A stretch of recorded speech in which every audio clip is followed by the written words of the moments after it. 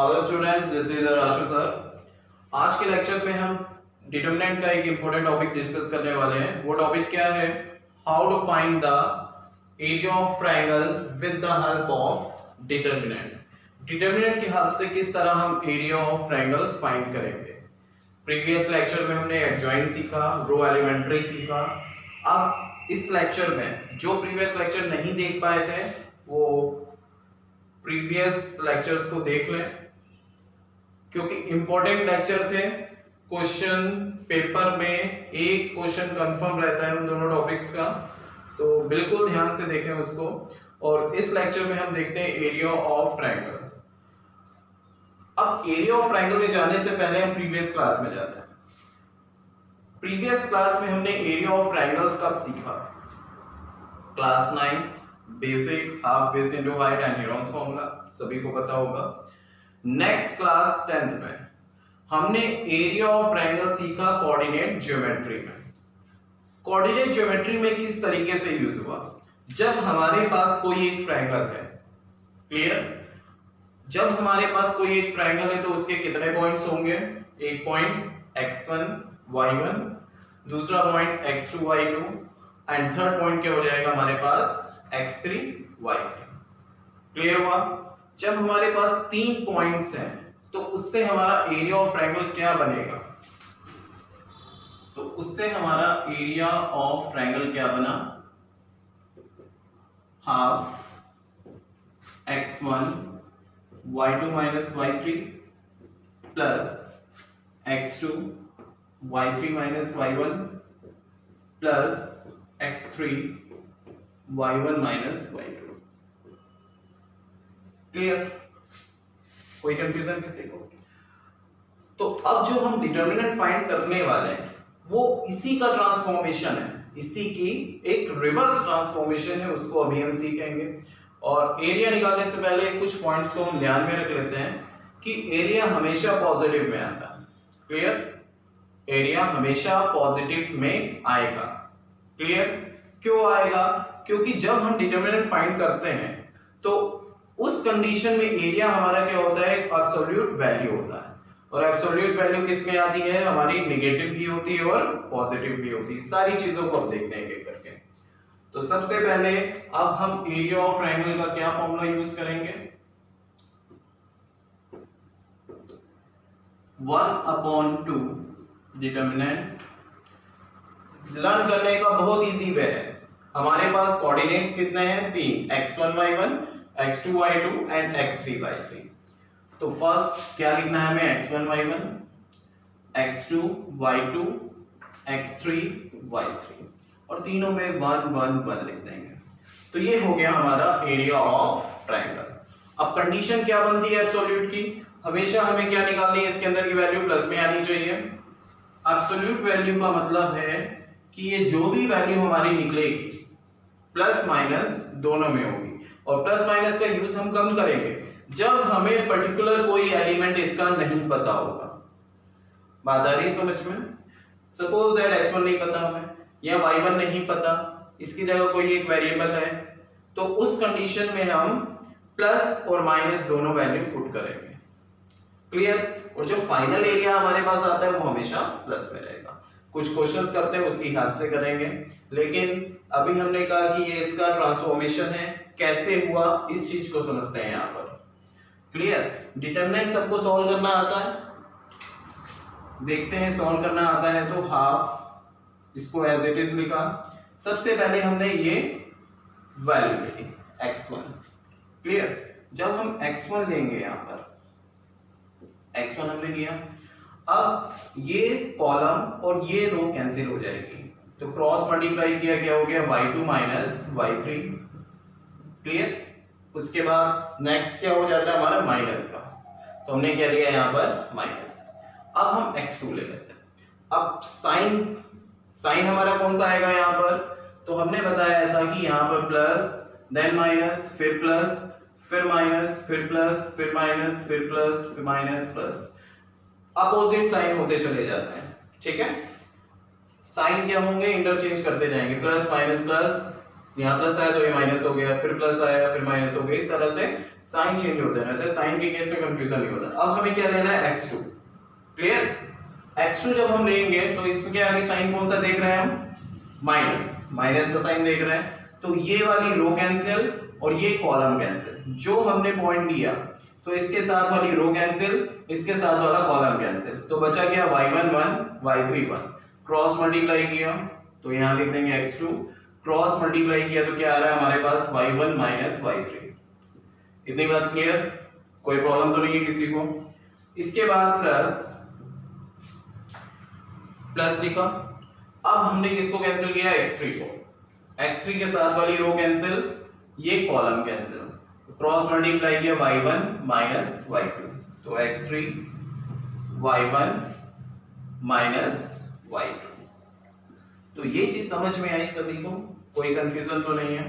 लेकिन कहेंगे कि ये तो हमारा फॉर्मूला होता नहीं, यहाँ पर प्लस आता है, तो ऑब्वियसली प्लस आता है, तो प्लस जब आता है तो कैसे आएगा ये प्लस, अंदर से एक माइनस को कॉमन ले लो। क्लियर?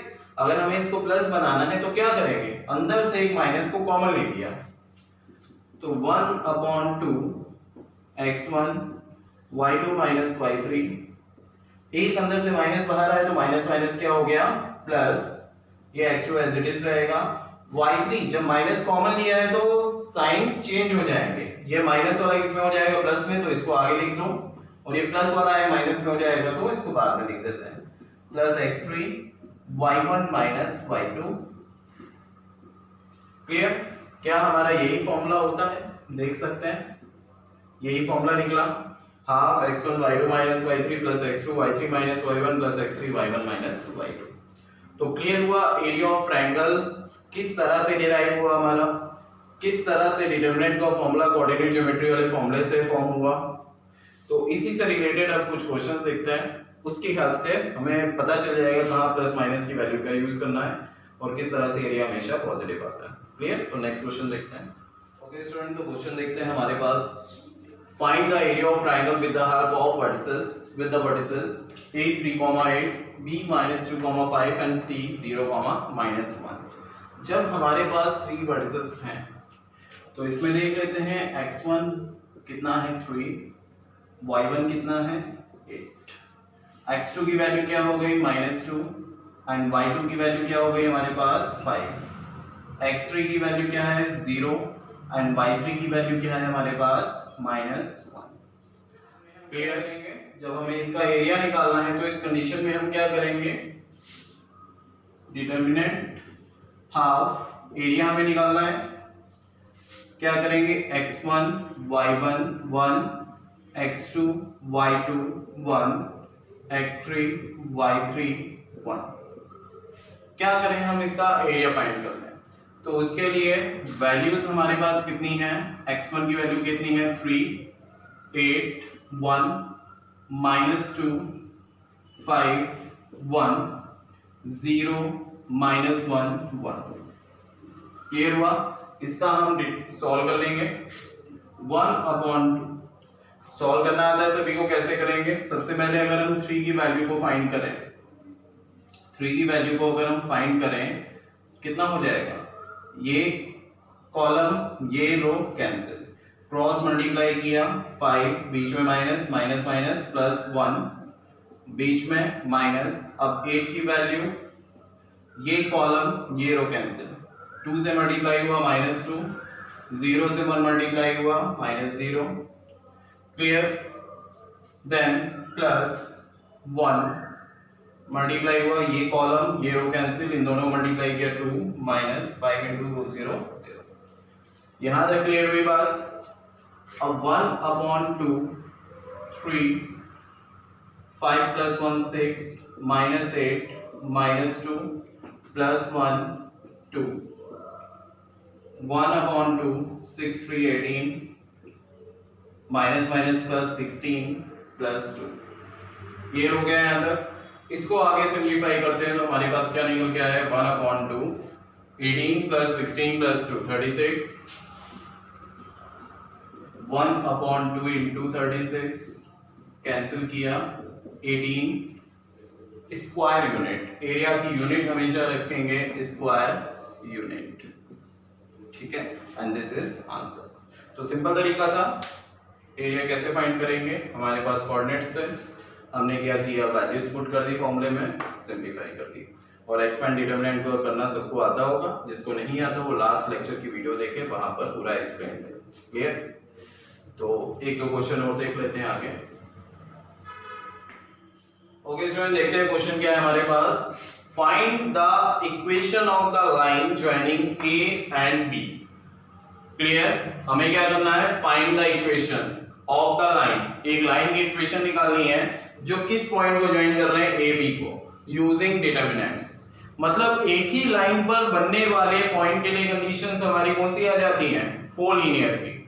अगर 3 पॉइंट्स हैं हमारे पास तो सिचुएशन क्या क्रिएट करेगी कि वो ट्रायंगल फॉर्म कर रहा है, लेकिन वो तीनों पॉइंट एक लाइन के ऊपर लाई कर रहे हैं तो वो ट्रायंगल किस में कन्वर्ट हो जाता है, कोलिनियर की कंडीशन में। मतलब ट्रायंगल की जो तीनों साइड्स हैं वो एक स्ट्रेट लाइन फॉर्म कर देंगी।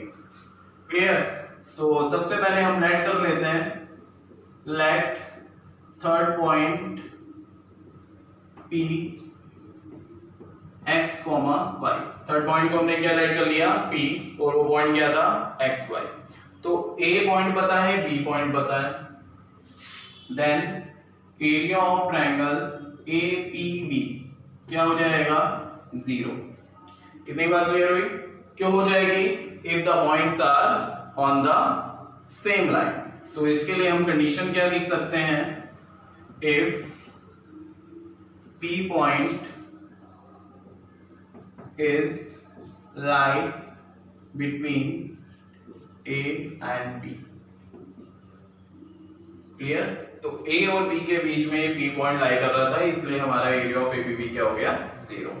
तो एरिया ऑफ ट्रायंगल क्या है, 1/2 x1 y1 0, x2 y2 0 and x3 y3 0। Clear? 1/2 equal हो जाएगा 0 बन जाएगा। अब x1 की वैल्यू हमारे पास कहां से आ गई, दिस इज, इसको हम x1 ले लें, इसको y1 ले लें, इसको x2 लिया, इसको y2 लिया। क्लियर? और ये पॉइंट क्या हो गया, x3 y3। तो x1 के प्लेस पर क्या आ रहा है, 1, y1 के प्लेस पर 3, और x2 के प्लेस पर 0, y2 के प्लेस पर 0, और थर्ड यहां पर x, y लिख देंगे, और साइड में क्या क्या होता है, 1 1 1। इतनी बात समझ में आ गई। अब डिटरमिनेंट क्या करना है, सिंपलीफाई करना है। तो बताइए कैसे सॉल्व करते हैं सभी को।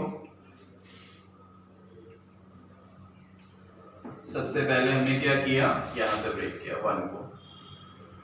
जब 1 को लिया तो ये कॉलम और ये रो कैंसिल, क्रॉस मल्टीप्लाई करेंगे, 1 into 0 0, y minus y into 1 0 minus y, फिर -3 हमने लिया नेक्स्ट। जब हमने 3 लिया तो ये कॉलम और ये रो कैंसिल, क्लियर, क्रॉस मल्टीप्लाई करेंगे, 1 से 1 माइनस इसका क्रॉस मल्टीप्लाई किया तो क्या हो गया, x। इतनी बात समझ में आ गई। अब ये थर्ड 1 लेंगे, ये कॉलम और ये रो कैंसिल, 0 0, यहाँ क्या हो गया, 0 minus 0 इज इक्वल टू क्या हो जाएगा, फाइनली हमारे पास क्या दिया गया, 0। कोई प्रॉब्लम किसी को, सिंपल है। 1 0 minus y minus y, -3 का अंदर मल्टीप्लाई करेंगे, -3 माइनस माइनस प्लस 3x, 1 से 0 का मल्टीप्लाई हो गया प्लस 0 इज इक्वल टू 0। यहां तक कोई कंफ्यूजन तो नहीं। अब इसके बाद 1 से इसको मल्टीप्लाई किया -y, 3 से इसको मल्टीप्लाई किया -9x plus 0 is equal to 0। यहां तक कोई प्रॉब्लम तो नहीं है, क्लियर? फिर से देख लो जरा से स्टेप। इससे हमने इसको मल्टीप्लाई किया -y, -3 plus 3x is equal to 0। तो हम इसको इक्वेशन को क्या लिख सकते हैं, 3x minus y is equal to 3। तो ये हमारे पास इक्वेशन जो फाइंड करनी थी वो आ गई। क्लियर हुआ? अब कोई प्रॉब्लम तो नहीं है इसमें। अब हमें क्या करना है, फाइंड के। अब हमें k की वैल्यू निकालनी है। कब निकालनी के की value? If the third point is D k, 0 is the point such area is ABD is 3 square unit. अब हमारे पास एरिया और क्या दिया गया? 3 स्क्वायर यूनिट दिया गया। क्या करना है? Find the value of k if dk, 0 is the point such that area of ABD is 3 square units. Clear? तो इसको रफ करेंगे, नेक्स्ट पार्ट इसका देखते हैं आगे का।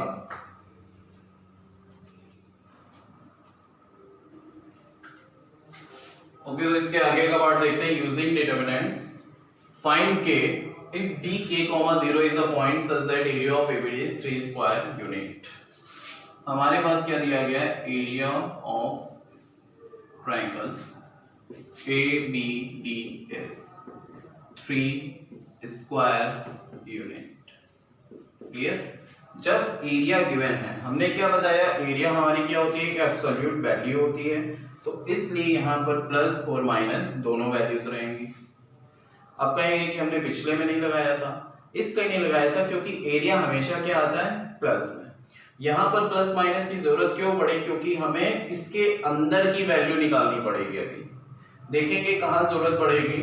तो सबसे पहले हम पॉइंट्स के नेम लिख लेते हैं। सबसे पहले x1 हमारे पास कितना है? 1, और y1 की वैल्यू क्या है हमारे पास? 3, और x2 की वैल्यू क्या है? 0, और y2 की वैल्यू क्या है हमारे पास? 0, और x3 की वैल्यू क्या है? k, और y3 की वैल्यू क्या है?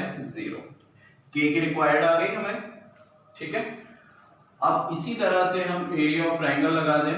क्या होता है? 1/2 x1 y1 1, x2 y2 1, x3 y3 1। इतनी बात क्लियर हो गई। अब एरिया ऑफ ट्रायंगल हमारे पास कितना आ रहा है? Plus minus 3।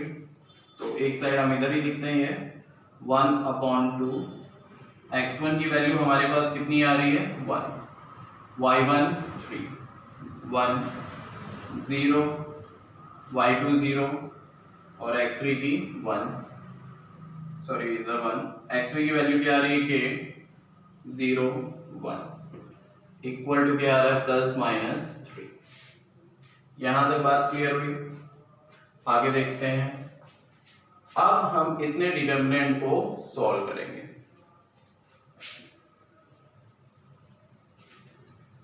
तो यहां पर आ रहा है हमारे पास 1/2। सबसे पहले हमने क्या लिया? 1 जब लिया तो क्रॉस ये कॉलम और ये रो कैंसिल हो गई। जब 1 बाहर लिया तो ये कॉलम और ये रो कैंसिल। 1 से 0 मल्टीप्लाई हुआ 0, 0 से 1 मल्टीप्लाई हुआ 0, तो 0 माइनस 0, देन माइनस, अब लिख देंगे 3, माइनस 3 लिखा।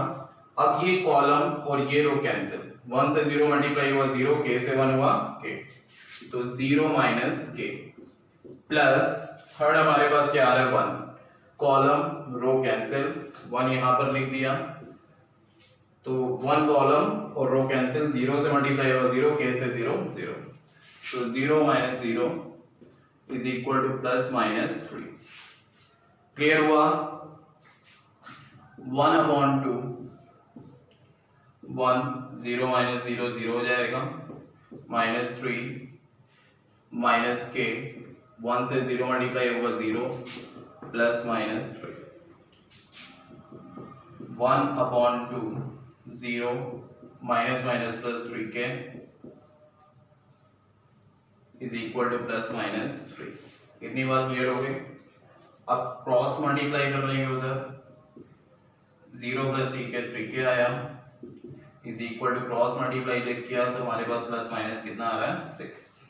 ठीक है, अब 3 इधर आके डिवाइड हो जाएगा, तो k की वैल्यू हमारे पास क्या आ रही है? Plus minus 2। तो k की हमारे पास दो वैल्यूज निकलनी है, एक प्लस 2 आएगा, दूसरा माइनस 2। तो क्लियर हुआ? कोई कंफ्यूजन तो नहीं है? तो इसी तरह से हम एरिया निकालना होता है, और इसी तरह से अगर हमें कोई इक्वेशन निकालनी है वो बताई गई। कोई एक एलिमेंट अगर नहीं पता उसको हम इस तरह से फाइंड करेंगे, और तब एब्सोल्यूट वैल्यू प्लस माइनस दोनों पुट करनी पड़ेगी। तो क्लियर हुआ? इसी के साथ ये टॉपिक फिनिश करते हैं, नेक्स्ट लेक्चर में न्यू टॉपिक के साथ मिलेंगे।